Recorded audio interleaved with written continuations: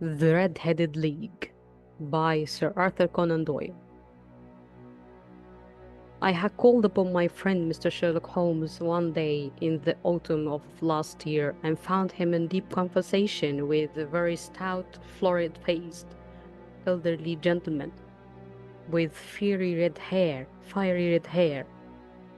With an apology for my intrusion, I was about to withdraw when Holmes pulled me abruptly into the room and closed the door behind me. "You could not possibly have come at a better time, my dear Watson," he said cordially.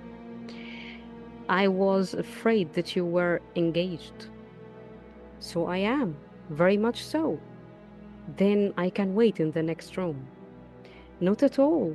This gentleman, Mr. Wilson, has been my partner and helper in many of my most successful cases, and I have no doubt that he will be of the utmost use to me in yours also." The stout man half rose his chair and gave a pop of greeting, with a quick little questioning glance from his small, fat encircled eyes.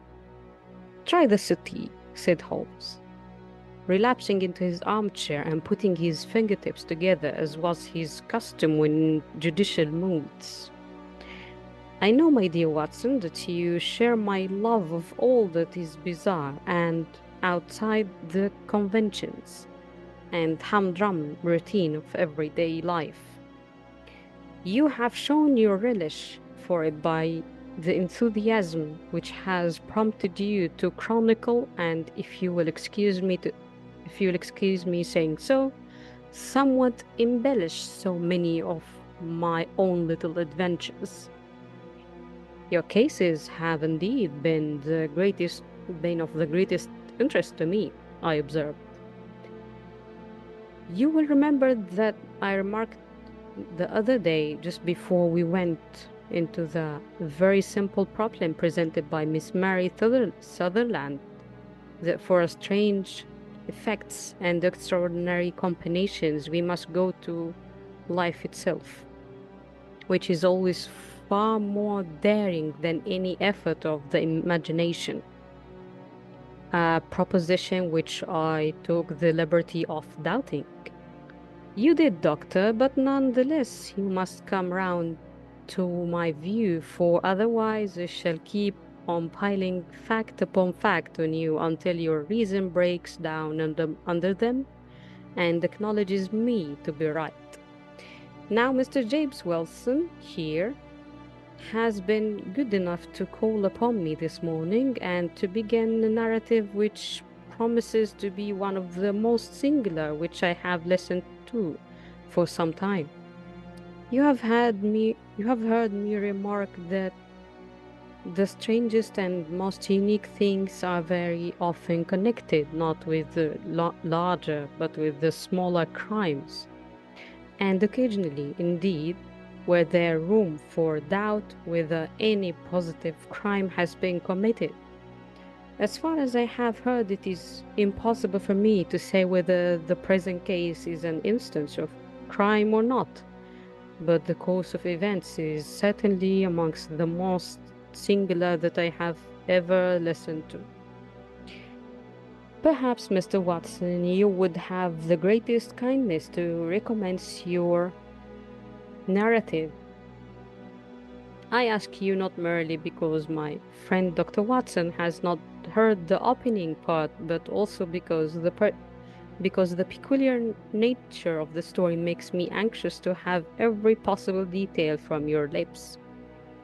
As a rule, when I have heard some slight indication of the course of events, I am able to guide myself by the thousands of other similar cases which occur to my memory.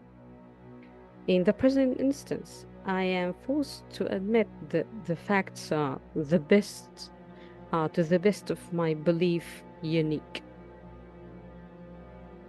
The portly client puffed out his chest with an appearance of some little pride and pulled a dirty and wrinkled newspaper from inside pocket of his greatcoat.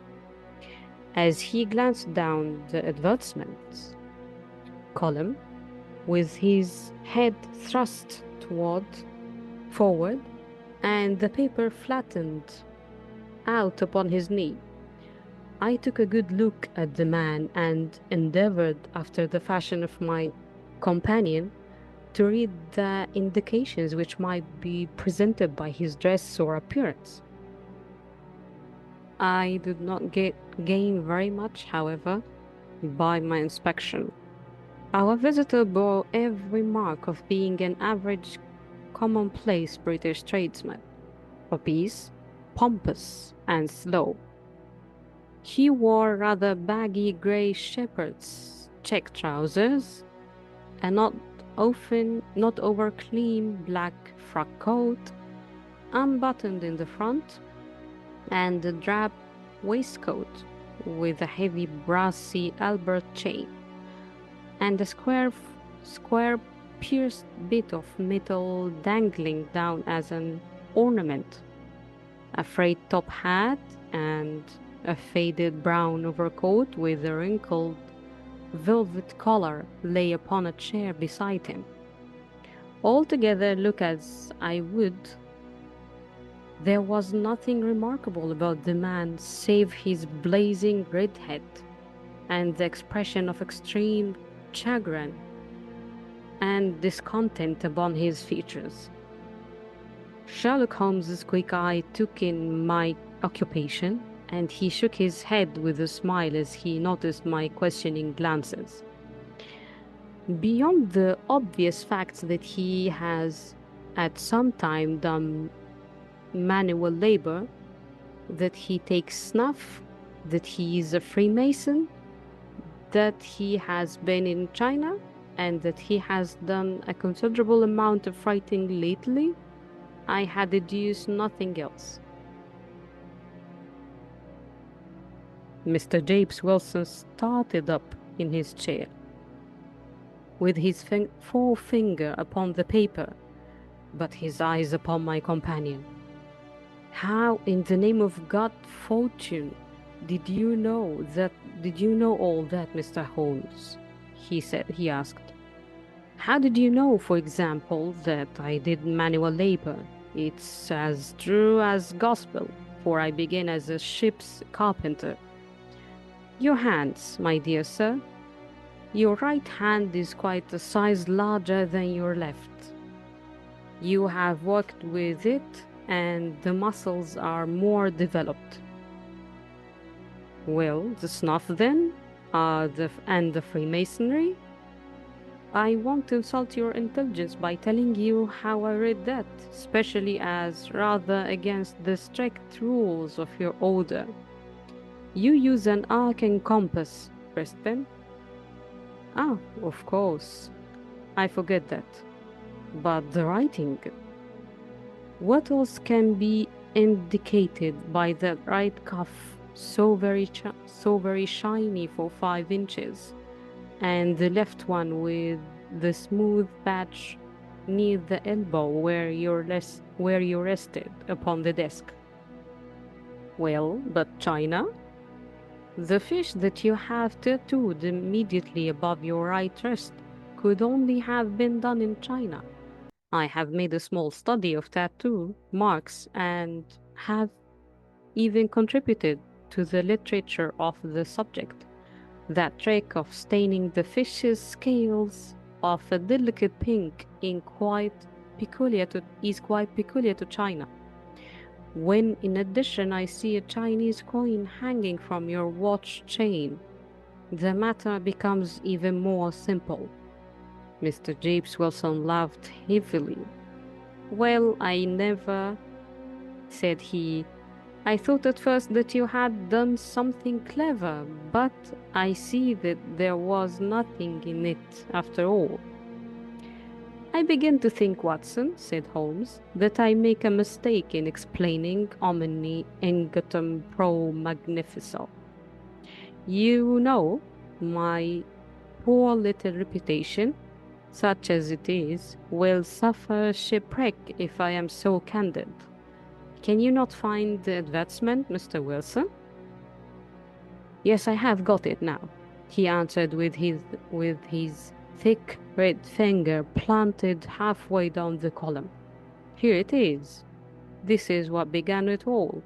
You just read it for yourself, sir. I took the paper from him and read as follows. To the Red-Headed League, on account of the bequest of the late Ezekiah Hopkins of Lebanon, Penn, USA, there is now another vacancy open which entitles a member of the League to a salary of £4 a week for purely nominal services. All redhead men who are sound in body and mind and above the age of 21 years are eligible. Apply in person on Monday at 11 o'clock to Duncan Ross at the offices of the League, 7 Pops Court, Fleet Street. What on earth does this mean? I ejaculated after I had twice read over the extraordinary announcement. Holmes chuckled and wriggled in his chair, as was his habit when in high spirits. It is a little off the beaten track, isn't it? Said he. And now, Mr. Wilson, off you go at scratch and tell us all about yourself, your household, and the effect which this advancement had upon your fortunes. You will first make a note, Doctor, of the paper and the date. It's the Morning Chronicle of April 27th, 1890, just 2 months ago. Very good. Now, Mr. Wilson? Well, it's just as I have been telling you, Mr. Sherlock Holmes, said James Wilson, mopping his forehead. I have a small bone broker's business at Coburg Square, near the city. It's not a very large affair, and of late years, it has not done more than just give me a living. I used to be able to keep 2 assistants, but now I only keep 1. And I would have a job to pay him, but that he's willing to come for half wages so as to learn the business. What is the name of this obliging youth? Asked Holmes. His name is Vincent Spaulding, and he's not such a youth either. It's hard to say his age. I should not wish a smarter assistant, Mr. Holmes, and I know very well that he could better himself and earn twice what I am able to give him. But, after all, if he is satisfied, why should I put ideas in his head? Why, indeed. You seem most fortunate in having an employee who comes under the full market price. It is not a common experience among employers in this age. I don't know that your assistant is not as remarkable as your advertisement. Oh, he has his faults too, said Mr. Wilson. Never was such a fellow for photography, snapping away with the camera when he ought to be improving his mind, and then diving down into the cellar like a rabbit into its hole to develop his pictures. That is his main fault, but on the whole he is a good walker. He's a good walker, and there is no vice in him. He is still with you, I presume? Yes, sir. He and the girl of 14 who does a bit of simple cooking and keeps the place clean. That's all I have in the house, for I am a widower and never had any family. We live very quietly, sir. The 3 of us, and we keep a roof over our heads and pay our debts if we do nothing more. The first thing that put us out with that advertisement, Spaulding, he came down into the office just this day 8 weeks, with this very paper in his hand, and he says, I wish to the Lord, Mr. Wilson, that I was a red-headed man. Why that? I asked. Why, says he, here is another vacancy on the League of the Red-Headed Men. It's worth quite a little fortune to any man who gets it.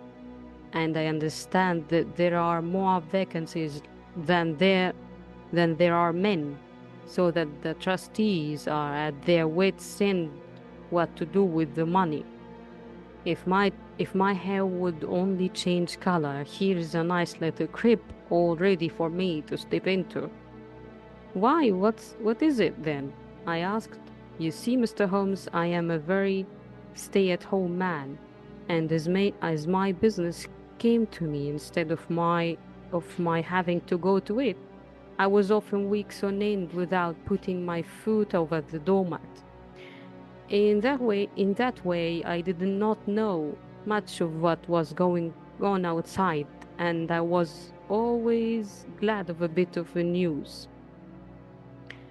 Have you never heard of the League of the Red-Headed Men? He asked with his eyes open. Never. Why, I wonder at that? For you are eligible yourself for one of the vacancies. And what are they worth? I asked. Oh, merely a couple of hundred a year. But the work is slight, and it need not interfere very much with one's other occupations. Well, you can easily think that made me prick up my ears, for the business has not been over good for some years, and an extra couple of hundred would have been very handy. Tell me all about it, said I. Well, said he, showing me the advertisement, you can see for yourself that the league has a vacancy and there is the address where you should apply for particulars. As far as I can make out, the league was founded by an American millionaire, Ezekiah Hopkins, who was very peculiar in his ways. He was himself red-headed and he had a great sympathy for all red-headed men. So when he died, it was found that he had left his enormous fortune in the hands of trustees with instructions to apply the interest to the providing of easy berths to men whose hair is of that color. For all I hear is splendid pay and very little to do. But, said I, there would be millions of red-headed men who would apply. Not so many as you might think, he answered. You see, it is really confined to Londoners and to grown men. This American had started from London when he was young, and he wanted to do the old town a good turn. Then again, I have heard it is no use. You are applying if your hair is light red or dark red or anything but real bright, blazing, fiery red. Now, if you cared to apply, Mr. Wilson, you would just walk in, but perhaps it would hardly be worth your while to put yourself out of the way for the sake of a few £100. Now it's a fact, gentlemen, as you may see for yourselves, that my hair is of a very full and rich tint, so that it seemed to me that if there was to be any competition in the matter, I stood as good a chance as any man that I had ever met. Vincent Spaulding seemed to know so much about it that I thought he might prove useful. So I just ordered him to put up the shutters for the day and to come right away with me. He was very willing to have a holiday, so we shut the business up and started off for the address that was given us in the advertisement. I never hope to see such a sight as that again, Mr. Holmes. From north, south, east, and west, Every man who had a shade of red in his hair had tramped into the city to answer the advertisement. Fleet Street was shocked with red-headed folk, and Pop's coat looked like a Costa's orange barrel. I should not have thought there were so many in the whole country as were brought together by that single advertisement. Every shade of color they wear: straw, lemon, orange, brick, Irish setter, leather, clay. But as Spaulding said, there were not many who had the real vivid flame-colored tint. When I saw how many men were waiting, I would have given it up in despair. But Spaulding would not hear of it. How he did it I could not imagine, but he pushed and pulled and butted until he got me through the crowd and right up to the steps which led to the office. There was a double stream upon the stairs, some going up in hope and some coming back dejected. But we were wedged in as well as we could and soon found ourselves in the office. Thank you for listening. This book has a second part waiting for you. Goodbye.